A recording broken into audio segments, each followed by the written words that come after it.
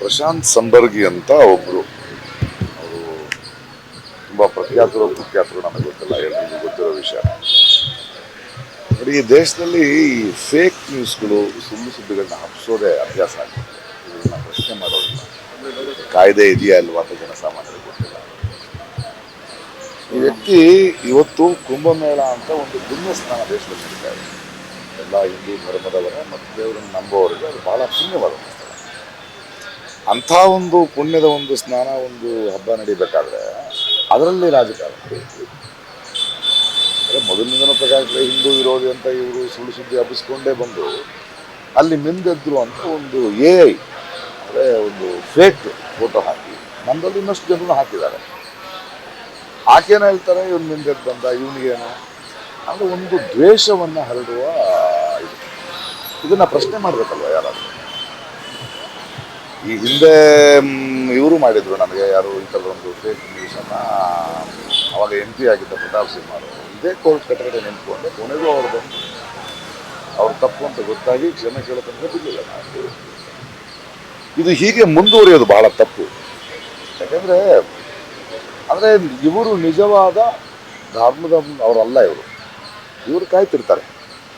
ಈ ತಿರುಪತಿ ಲಡ್ಡು ಇಶ್ಯೂ ಆಯ್ತಲ್ಲ, ಹಾಗೆ ಸುಮ್ಮನೆ ಹಬ್ಬಿಸ್ಬಿಟ್ಟು ಕಲ್ತಿ ಆಗ್ಬಿಟ್ಟಿದೆ ಅಂತ ದೊಡ್ಡದಾಗಿ ಮಾಡಿಬಿಡೋದು.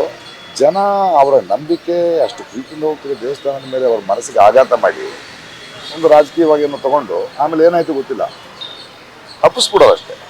ಇತ್ತೀಚೆಗೆ ನಾವು ಮೊನ್ನೆ ಒಂದು ಕೇಸ್ ಗೆದ್ದೆ. ಅದರಲ್ಲಿ ಏನಂದರೆ ಬಾಂಗ್ಲಾ ಯಾವುದೋ ಒಂದು ಇಂಡೋನೇಷ್ಯಾದಲ್ಲಿ 97% ಮುಸ್ಲಿಮರು ಇದ್ದಾರೆ, 1% ಕ್ರಿಶ್ಚಿಯನ್ ಇದ್ದಾರೆ, 2% ಅಷ್ಟೇ ಹಿಂದೂಗಳಿದೆ, 1100 ದೇವಾಲಯಗಳಿದೆ, ಅಲ್ಲಿ ಯಾವುದೇ ಹಿಂದೂ ಧರ್ಮಕ್ಕೆ ತೊಂದರೆ ಇಲ್ಲ ಅಂತ ನಾನು ಕೊಟ್ಟೆ ಸ್ಟೇಟ್ಮೆಂಟ್ ಇವರೇ ಪೋಸ್ಟರ್ ಮಾಡ್ಬೋದು. ವಾಟ್ಸಪ್ ಯೂನಿವರ್ಸಿಟಿಗಳಲ್ಲಿ, ಈ ಜಲತಾಣಗಳಲ್ಲಿ ಅನಿಸ್ಬಿಡೋದು. ಅದಾದ್ಮೇಲೆ ಜನ ನೀನು ಹೆಂಗೆ ಹಿಂದೂ ವಿರೋಧಿ? ಈ ವ್ಯಕ್ತಿ ಅದೇ ಕೆಲಸ ಮಾಡಿದ್ದಲ್ಲದೆ ಅದಾದಮೇಲೆ ANI ರಿಪೋರ್ಟ್ ಇದೆ, ಅದು ಸರಿಯಾದ ಪಿಕ್ಚರು, ಇವ್ರನ್ನ ಹಿಂಗೆ. ಸೊ ನಾನು I went to the commissioner and I came to this. ಮೊದಲು ಇದು ಪ್ರಾಬ್ಲಮ್. FIR ಮಾಡ್ತಿರಲ್ಲ, FIRನಲ್ಲಿ ನ್ಯಾಯ ಸಮಿತಿಯಲ್ಲಿ ಇದೆ. ಈಗ FIR ಆಗಿದೆ, ಇನ್ನೊಂದು 15 ದಿನದ ಆ ವ್ಯಕ್ತಿ ಬರಬೇಕು, ಸತ್ಯಾಸತ್ಯತೆಗಳು ಗೊತ್ತಾಗುತ್ತೆ. ಇದು ನನ್ನ ಒಬ್ಬನ ಹೋರಾಟ ಅಲ್ಲ, ಇದು ಜನರಿಗೆ ಗೊತ್ತಾಗಬೇಕು ಏನಾಗ್ತದೆ ನೋಡಿ. ಭಾಳ ವರ್ಷಗಳ ಹಿಂದೆ ತುಂಬ ನೋವಿನ ಸಂಗತಿ ಅಂದರೆ ಈ ಫೇಕ್ ನ್ಯೂಸ್ಗಳು ಇವತ್ತಿನ ಸಮಾಜವನ್ನು ಎಷ್ಟು ತಲ್ಲಣಗೊಳಿಸಿದೆ. ಒಬ್ಬ ವ್ಯಕ್ತಿಯನ್ನು ಈ ಫೇಕ್ ನ್ಯೂಸ್ಗಳ ಮೇಲೆ ನಂಬಿಡೋದು.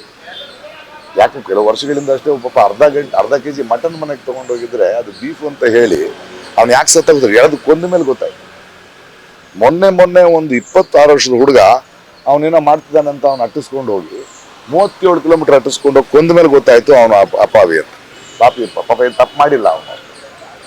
ಮಧುರೈನಲ್ಲಿ ಒಬ್ಬ ಹೆಣ್ಮಗಳ ಮೇಲೆ ಕೋಪ ಇದ್ರೆ ಅವ್ರ ತಂದೆ ದೌರ್ಯದಿಂದ ಅವ್ರು ನಡ್ಕೊಂಡು ಹೋಗ್ತಿದ್ರೆ ನಿಮ್ಮ ತಂದೆಗೆ ಮೈಸೂರಿ ಇಲ್ಲ, ಕಾರ್ ಹತ್ತು ಅಂತ ಕರ್ಕೊಂಡೋಗಿ 200 ಕಿಲೋಮೀಟರ್ ದೂರ ಬಿಟ್ಟು ಆ ಹೆಣ್ಮಗಳು 2 ದಿನದಲ್ಲಿ ಬರೋ ಅಷ್ಟೊತ್ತಿಗೆ ಗಂಡ ಬಿಟ್ಟು ಓಡೋದ್ಲು ಅಂತ ಸುದ್ದಿ ಹಬ್ಬಿಸಿ 2 ಊರುಗಳ ಮಧ್ಯೆ ಜಗಳ ಆಗಿ, ಅವಳ ಮನೆಗೆ ಬಂದರೆ ಗಂಡನ ಮನೆಯವರು ಒಪ್ಕೊಳ್ದೆ, ತಂದೆ ಮನೆಗೆ ಬಂದರೆ ನನ್ನ ಮನೆ ಹಾಳು ಮಾಡೋದು ನೇಣು ಹಾಕೋದು.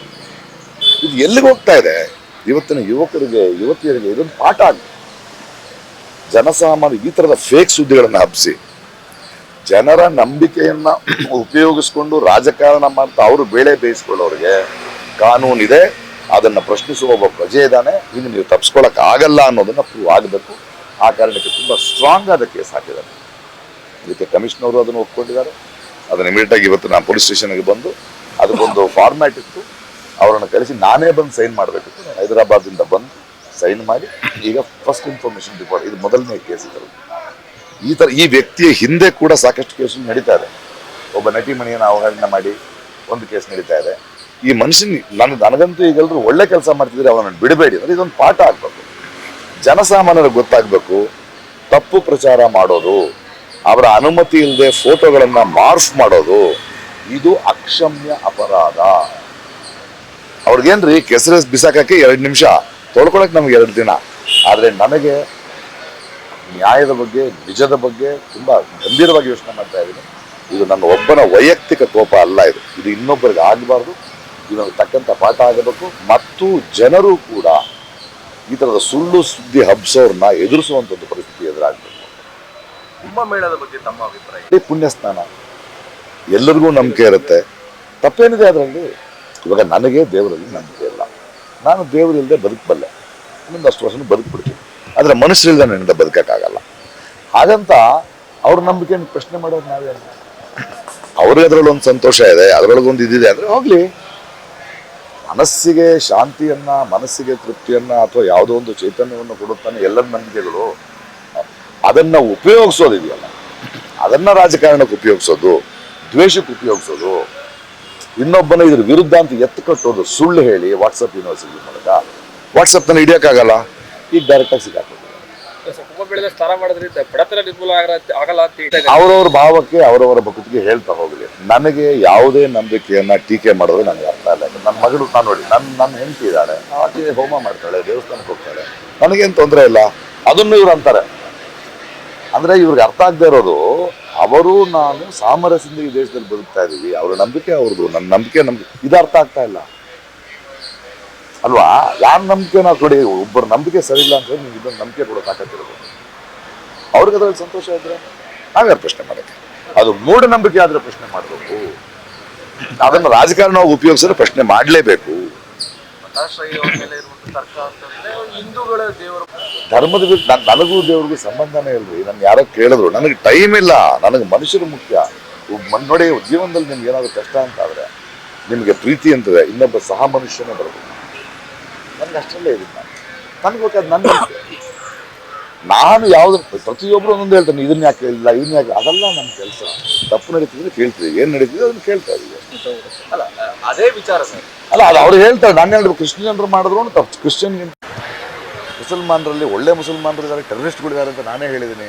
ಅದು ಹೈಲೈಟ್ ಆಗಲ್ಲ, ಯಾಕಂದ್ರೆ ಅವ್ರ ಪಾಪ ಅವ್ರಿಗೆ ಬೇರೆ ಕೆಲಸಗಳಿದೆ. ಇವ್ರಿಗೆ ಅದು ಸೃಷ್ಟಿ ಮಾಡ್ಕೊಳ್ಳೋದು. ಯಾವತ್ತಾದ್ರು ಯಾವ್ದು ಧರ್ಮದ ಬಗ್ಗೆ ಯಾವ ಥರ ಮಾತಾಡಿದ್ದೀನಿ ಅಂದ್ರೆ, ಯಾವ ಥರ ಮಾಡಿಲ್ಲ. ಮನುಷ್ಯನ ಪ್ರೀತಿಸಿ ಅಂತ ಹೇಳ್ತಾ ಇದ್ದೀನಿ. ನಾವೊಂದು ಸಮಾನವಾಗಿರ್ಬೇಕು, ಸಮಾನ ಅವಕಾಶ ಇರಬೇಕು ಅಂತ ಹೇಳ್ತಾ ಇದ್ದೀನಿ ಹೊರತು ಇವ್ರು ಹುಟ್ಟಿಸೋದು. ಇವ್ರು ಹುಟ್ಟಿಸಿ ಆ ಧರ್ಮದವ್ರನ್ನ ಇವ್ರ ಮೇಲೆ ಒಂದು ದ್ವೇಷ ಬರೋ ಥರ. ಇವಾಗ ಏನಾಗುತ್ತೆ, ನಿನ್ನ ಭೇಟಿ ಮಾಡ್ತಿದ್ದೀನಿ ಅಂದ್ಕೊಳಪ್ಪ, ಇನ್ನೊಬ್ಬ ನನಗೆ ಹೇಳ್ತಾನೆ, ಇವನಿಗಾನಲ್ಲ ಹಿಂಗೆ ಅಂದ್ಬಿಡ್ತಾನೆ, ಅವನು ಗೊತ್ತಿಲ್ಲ. ನಾನು ಹೋಗ್ಬೇಕಾದ್ರೆ ಓಹೋ ಹಿಂಗೇನೋ ಅಂತ ನೋಡ್ಕೊಂಡು ಅವ್ನು ಏನಂದ್ರೆ ನಂಗೆ ಹಿಂಗೆ ಕಾಣಿಸ್ತಾ ಇದೆ. ಅದೇ ಇವ್ರ ಕೆಲಸ, ಅದನ್ನು ನಿಲ್ಲಿಸ್ಬೇಕು. ಗೊತ್ತಿಲ್ಲ ಮತ್ತೆ ನನಗೆ ಅವ್ನಿಗೇನು ಸಂಬಂಧ ಇದೆ ಹೇಳಿ. ಈಗ ಇದಾದ ಮೇಲೆ ಯಾರು ಅಂತ ವಿಚಾರಿಸಿದ್ರೆ ಇಷ್ಟು ಕೆಲಸಗಳು ಬರ್ತಾ ಇದೆ, ಇಷ್ಟಿಷ್ಟು ಕೇಸ್ಗಳಿದೆ. ಮೊನ್ನೇನೋ ಕೋರ್ಟ್ನಲ್ಲಿ ಜಗಳ ಮಾಡ್ಕೊಂಡು ಬರ್ತಲ್ಲ. ಅಂದರೆ ಮಾಧ್ಯಮದವ್ರ ಮುಂದೆ, ಎಲ್ಲರ ಮುಂದೆ ಅವ್ರು, ಬಟ್ ಎಲ್ಲದಕ್ಕೂ ಒಂದು ಕಡಿವಾಣ ಬೀಳ್ಬೇಕಲ್ಲ. Thank you.